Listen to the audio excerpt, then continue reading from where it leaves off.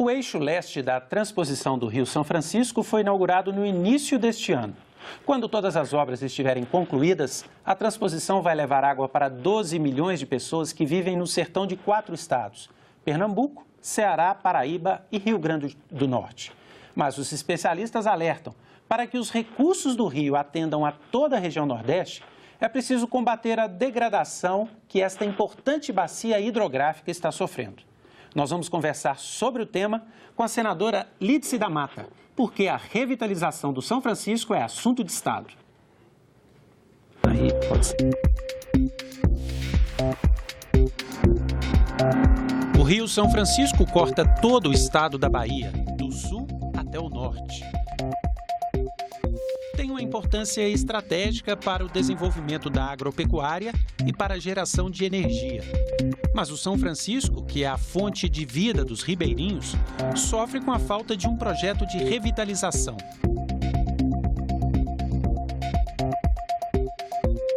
Além da seca, que está diminuindo o volume de água de reservatórios como a represa de Sobradinho, o rio está degradado em muitas regiões.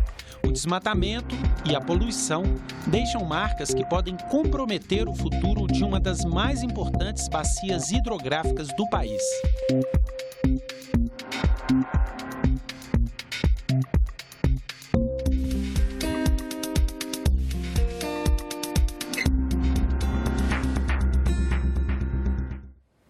Aqui nessa entrevista eu tenho a companhia do jornalista Jefferson Dalmoro, que é da Rádio Senado. Senadora Lídice da Mata, obrigado pela presença aqui. Eu é que agradeço, enorme satisfação poder conversar com vocês. E sobre a Bahia, né? E sobre a Bahia, melhor ainda. Senadora, a gente viu aí na abertura do programa que a situação da seca, não só na Bahia, em todos os estados do Nordeste, é muito grave, né? Uma seca que persiste há muito tempo. Há dados de que 45% dos municípios do estado da Bahia estão em estado de emergência. É tão grave assim mesmo? Como é que a senhora poderia explicar para aquelas pessoas que estão nos assistindo o impacto dessa seca hoje na Bahia? Olha, é gravíssimo. É gravíssimo e principalmente porque não é uma seca que acontece ano a ano, ela se estende durante todo o período. São quase 4 anos consecutivos de seca, o que faz com que os prejuízos de uma estiagem se transfira para o ano seguinte, que acumule naquele ano seguinte. Isso leva à perda da produção, não é? Da produção de alimentos na Bahia, isso atinge também o nosso rebanho, a pecuária, isso atinge a vida das pessoas, porque elas deixam de ter água para o consumo humano e nós somos obrigados a recorrer permanentemente à Defesa Civil do governo federal, que leva recursos para que nós possamos fornecer o velho carro-pipa para as comunidades que têm dificuldade de acesso à água, né? Mesmo com todo o investimento ocorrido já há muitos anos antes, como é o caso no período do governo do presidente Lula, o programa Água para Todos, que levou a muitas comunidades distantes do nosso estado, o programa de cisternas, de abastecimento, de acúmulo de água da chuva, de abastecimento direto dos rios para essa cisterna. Ainda assim, com todo esse investimento que foi feito nos últimos anos no Nordeste, na região do semiárido, ainda assim, a convivência com a seca está num estágio muito primário em relação aos avanços que nós já poderíamos ter nessa área, né? Com a utilização de ciência, de tecnologia, de inovação, para que essa convivência pudesse ser cada vez mais leve para a população que mora no semiárido baiano e, em geral, no sertão nordestino. Senadora, a seca impacta também no nível dos rios, né? O Rio São Francisco, o reservatório de Sobradinho está com 9% da capacidade e o impacto disso na agricultura irrigada na região, principalmente de Juazeiro. Como é que a agricultura está lidando com isso no estado? E a senhora falou em conviver com a seca. Quais seriam as formas de se conviver com a seca? Olha, diversas formas. Você hoje já não pode admitir o uso na agricultura de um método de irrigação como se usou no passado, que era o método por inundação. né? Você tem hoje o gotejamento e outras metodologias de irrigação que possam economizar o uso da água e permitir efetivamente que a agricultura seja mantida. Porque o uso prioritário da água tem que ser para o consumo humano. Para a agricultura e pecuária também, porque os animais também consomem água, mas ele tem que ter uma prioridade no consumo humano. Então, nós temos, numa situação de seca, pouca água para ser consumido pela agricultura, pela indústria, pelas pessoas, pelos animais e pela energia. E para a geração de energia. Então, é um contexto de necessidades que precisa ser definido a prioridade. Mas ali naquela região de Sobradinho, há um programa de irrigação muito grande em Juazeiro. Sim, é claro. E por isso é um dos principais celeiros de produção de fruticultura do estado da Bahia e de Pernambuco, não é? Porque ele fica numa fronteira entre os dois estados. Mas há outras regiões, aquela região já é uma região onde você está na beira do São Francisco. Sim. Né? O Lago do Sobradinho tem uma importância fundamental para a vida na região, mas mesmo ele com digamos, o rebaixamento do seu nível d'água, ele atinge no primeiro momento, agora já cresceu um pouco, ele atinge no primeiro momento toda essa produção agrícola e também a pecuária, porque essa é uma região de pecuária também, de caprinos, né? Que a Bahia é um dos maiores, é o maior produtor de caprinos do país, e aquela região em especial. Mas nós temos no conjunto do estado, quando vocês falam de 45% dos municípios, vocês precisam lembrar que nós temos 69% do estado da Bahia no semiárido, ou seja, 70% do território da Bahia é semiárido. Então, a Bahia, que nós costumamos cantar em verso e prosa, é a Bahia conhecida, é a Bahia do litoral. Sim. Do litoral e do recôncavo, que é justamente esse formato recôncavo em torno da cidade de Salvador. E hoje se fala muito do oeste baiano também, o grande oeste produtor. Baiano, que né? é um grande produtor, que aí também tem uma parte do Rio São Francisco, né, mas também tem outras bacias. Que é cerrado também. Que é cerrado, mas tem outras bacias que também alimentam aquela região. Nós costumamos dizer que lá nós temos a região pobre e rica do oeste da Bahia, que tem uma região com a produção de grãos muito intensa, de soja, de milho, né? Que é a região em torno de Barreiras, Luiz Eduardo, São Desidério. E tem um outro lado, que já é a bacia do Rio Corrente, que são as cidades ainda pobres, com pouca infraestrutura e que precisam de também benefícios grandes para que o oeste todo possa crescer. Nós temos um gráfico que a gente vai mostrar aqui, senadora, justamente para ver a importância do Rio São Francisco para a Bahia, né? Nós temos aí a bacia do São Francisco e hoje 48% dessa bacia está no estado da Bahia, né? O Rio São Francisco, que é o Rio da Integração, que nasce ali em Minas, vai por todo o Nordeste, mas a maior parte dele, quase a metade da bacia é na Bahia, né? Exatamente. A Bahia portanto, no que diz respeito ao Rio São Francisco, além de ser um rio considerado de unidade nacional, porque une o Sudeste, digamos assim, Minas Gerais, a todo o Nordeste brasileiro, ele é um rio da Bahia, porque atravessa a maior parte da Bahia. E também, nós, a partir disso, nos tornamos um doador de águas. Exatamente. Com a transposição do Rio São Francisco. Por isso, a posição da Bahia, naquele período do debate da transposição do Rio São Francisco, foi uma posição muito questionada. Porque não que a Bahia queira o rio só para si, mas a Bahia tem consciência de que você não pode fazer uma transposição sem revitalização. Exato. A transposição que nós estamos vivenciando hoje nos preocupa profundamente, porque Não adianta transpor ou fazer uma transposição se nós estivéssemos fazendo uma transposição de sangue aqui entre nós, uma doação de sangue. Era preciso que houvesse sangue em quem está doando. E a verdade é que o rio está morrendo. O rio está morrendo. O rio está assoreado. O rio está maltratado. O próprio ministro Helder Barbalho admitiu isso aqui no Senado, né? Sim, tem trechos do rio que você pode atravessar no período da seca, então, que você pode atravessar a pé. Por que o rio vai morrendo? Porque as cidades em torno do rio não têm saneamento básico, jogam dejetos e jogam esgotos dentro do rio. Isso é revitalizar também, né? Projetos que possam preservar o rio. Você tem, nessa circunstância, você vai perdendo, a saúde do rio vai indo e você vai perdendo também a produção de pesca do rio, a produção de peixe do rio. Você tem as margens do rio, o desmatamento, né, agressivo das margens do rio, faz com que o rio morra.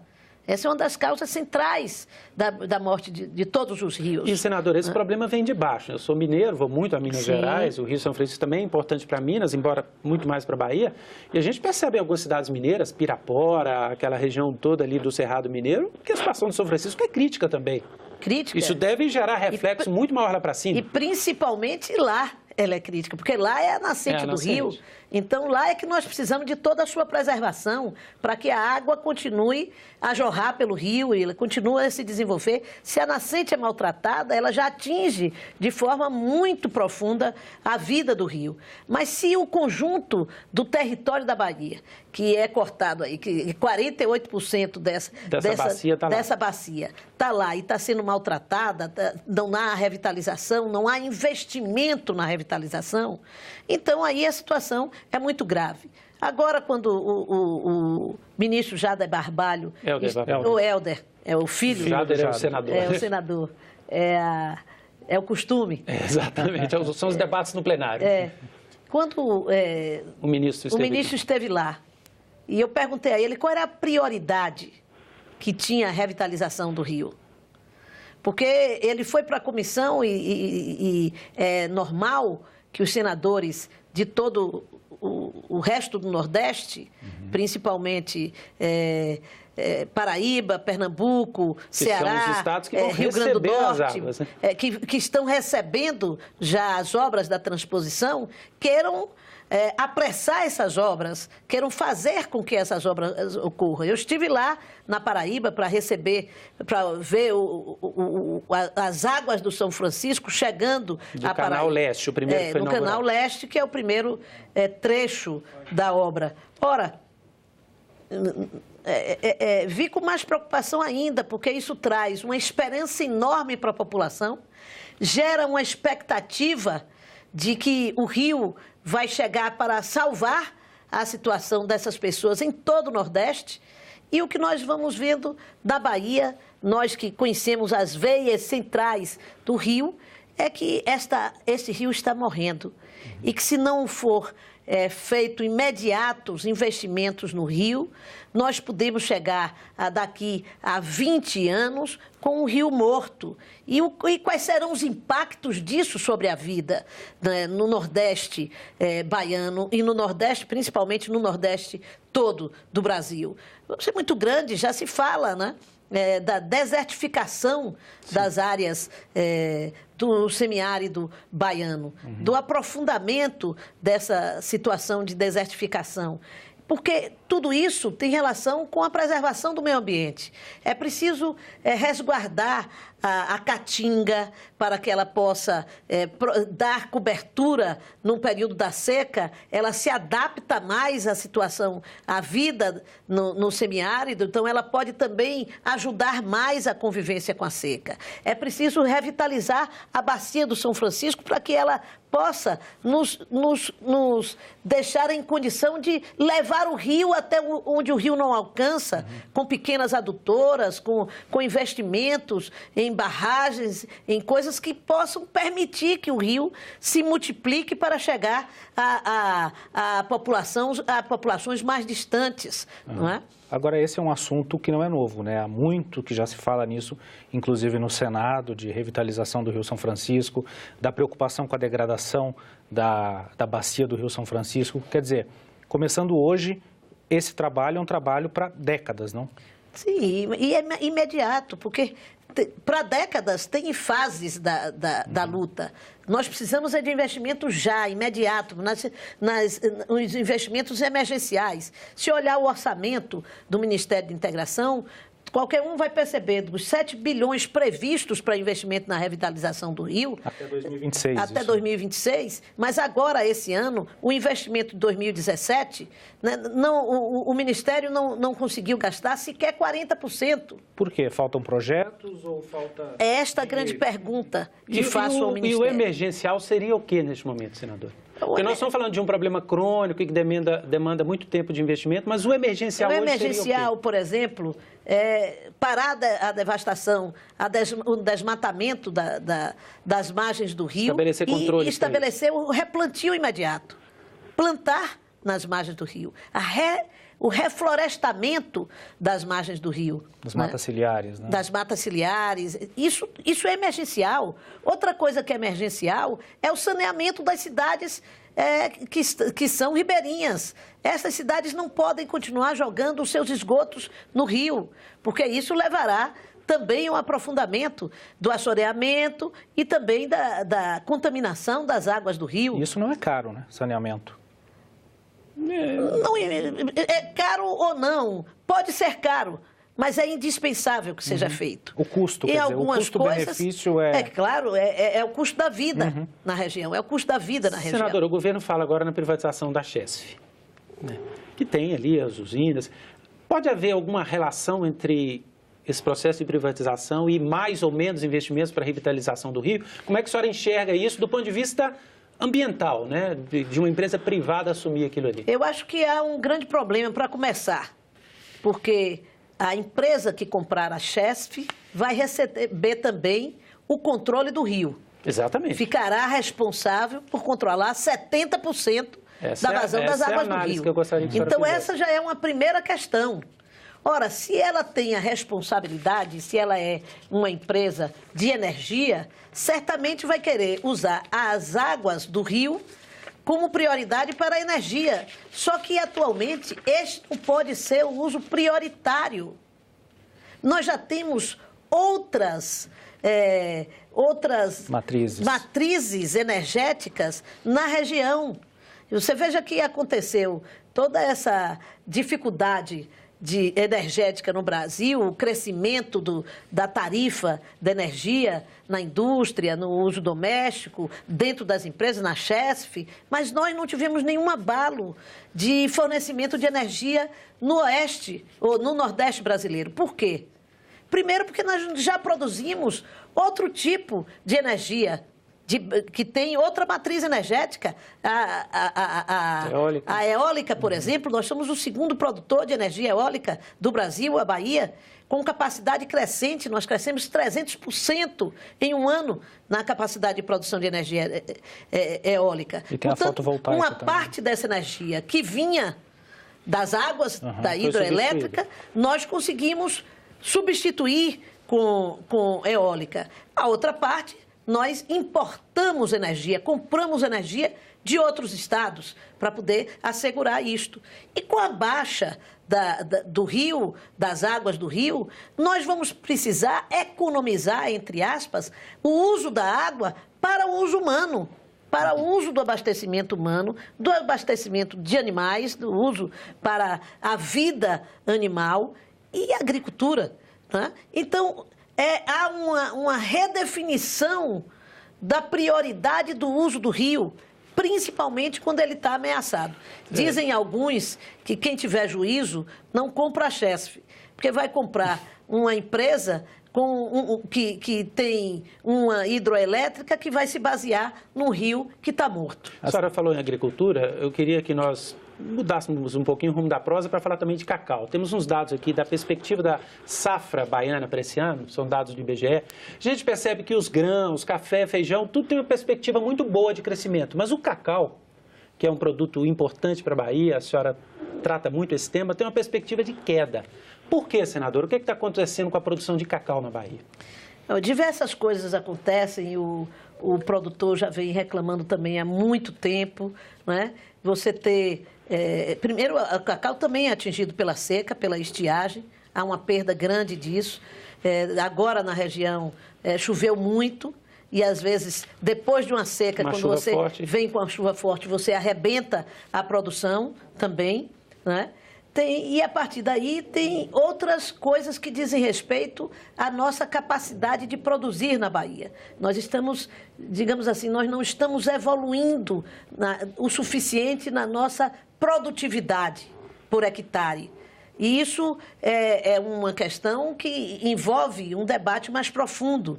Além disso, nós fomos o principal produtor de cacau do Brasil e ainda somos, mas estamos perdendo nessa competição relativa na produtividade para o Pará. Nós ainda somos os maiores produtores, porém o Pará tem crescido em produtividade em relação à Bahia. E temos, nessa discussão da produção do cacau, também algumas questões que nós debatemos com o Ministério da Agricultura e o Ministério de Indústria e Comércio, né? Nós estamos importando, e há uma grande questão, uma grande denúncia dos produtores da região, que se importa cacau, que entra pelo nosso porto, lá em Ilhéus, sem as condições de vigilância sanitária necessária para impedir que pragas entrem e destruam eventualmente a nossa própria produção. Essa é uma grande questão que nós estamos debatendo na região, além de outros assuntos que dizem respeito à perda financeira da produção de cacau, né? Então, o drawback que é praticado no Brasil, que surgiu quando surgiu a vassoura de bruxa, para que nós pudéssemos trazer o nosso produto, exportar o nosso produto e receber a importação, ele é draconiano com os produtores de cacau. Isso desestimula os produtores e a produção regional também. E é algo que afeta baixa renda, pessoas de baixa renda, porque 90% da produção vem da agricultura familiar, né? Quer dizer, tem essa importância também, né? Também.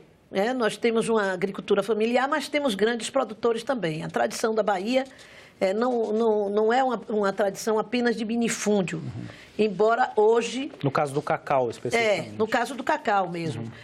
O cacau não é a razão dos grandes latifúndios, né, de produção. Ele era produzido... os grandes produtores de cacau tinham muitas fazendas. Eles não tinham imensas fazendas, mas tinham muitas fazendas, e com essas muitas fazendas, como o preço do cacau era muito alto, você produzia arrobas e arrobas de cacau, um preço fantástico, ficava rico rapidamente. Mas nunca foi, por exemplo, uma coisa marcada pela mão escrava, nunca, né? E muito menos por uma atitude diante da terra de latifúndios improdutivos, não. Senadora, só queria que a senhora entrasse num assunto, porque estamos chegando no final, que a senhora tem um projeto de lei que estabelece que haja um percentual mínimo de cacau no chocolate, que seria de 35%, para que o produto seja considerado chocolate. Esse projeto seria uma saída para essa crise, vamos chamar assim? Olha, eu acho que é uma saída para a produção de cacau no Brasil, né? Por quê? Os grandes países do mundo que nós gostamos de comprar o chocolate, a Suíça, a Bélgica, a França, não plantam um pezinho de cacau sequer, né? O cacau vem da América Central e da América do Sul, né? E nós, da Amazônia e para nós aqui, para a Bahia. Então, o que é que nós podemos fazer hoje para dinamizar a nossa economia? Em vez de pegar o fruto bruto e exportar, nós fazermos o beneficiamento desse fruto dentro da nossa região, dentro do país. Para fazer isso, é preciso você estimular a fabricação de chocolate. E você tem que estimular a fabricação de um chocolate de qualidade. Um chocolate que tenha menos de 35% de amêndoa de cacau é um chocolate feito de manteiga de cacau, portanto de baixa qualidade.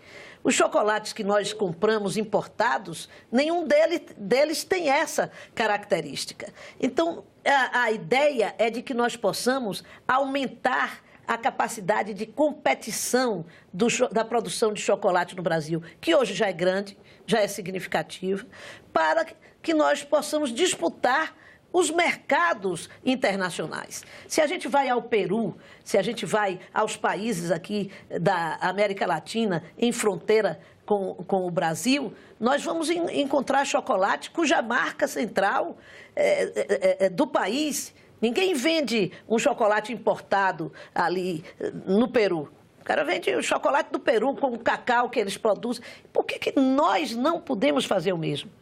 Na Bahia, hoje, na região do Sul, nós temos em torno de 80 pequenas fábricas de chocolate de qualidade e com qualidade para exportação. Então, por que não estimular que esse cacau ganhe um selo de qualidade assegurado pela lei que determine que 35% de amêndoa seja indispensável à produção do chocolate nacional?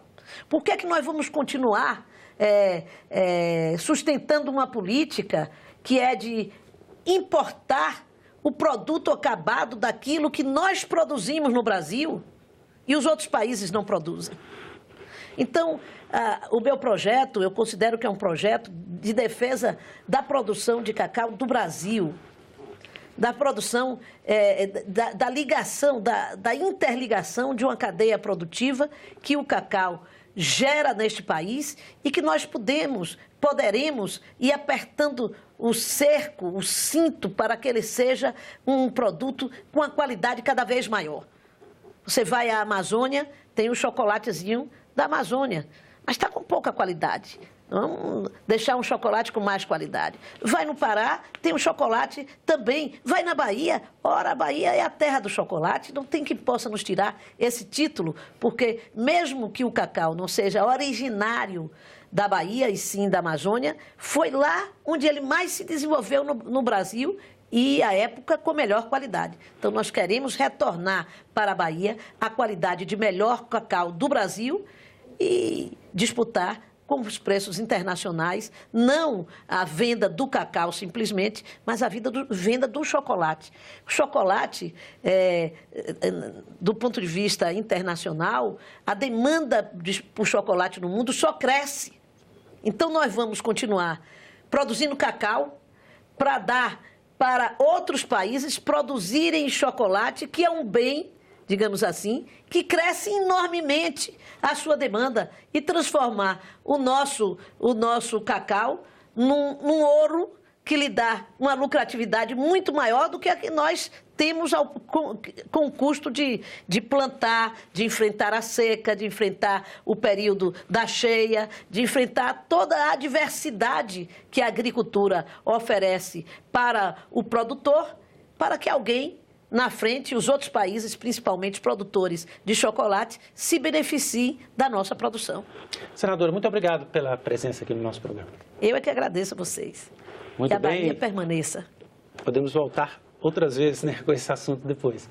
E essa entrevista já está disponível lá no nosso site, você pode acessar, baixar, assistir, é senado.leg.br/TV. Pode também entrar em contato conosco para enviar sugestões. Ligue 0800 61 2211 ou mande um WhatsApp para 61 999 66 16 16. Obrigado pela companhia, até a próxima.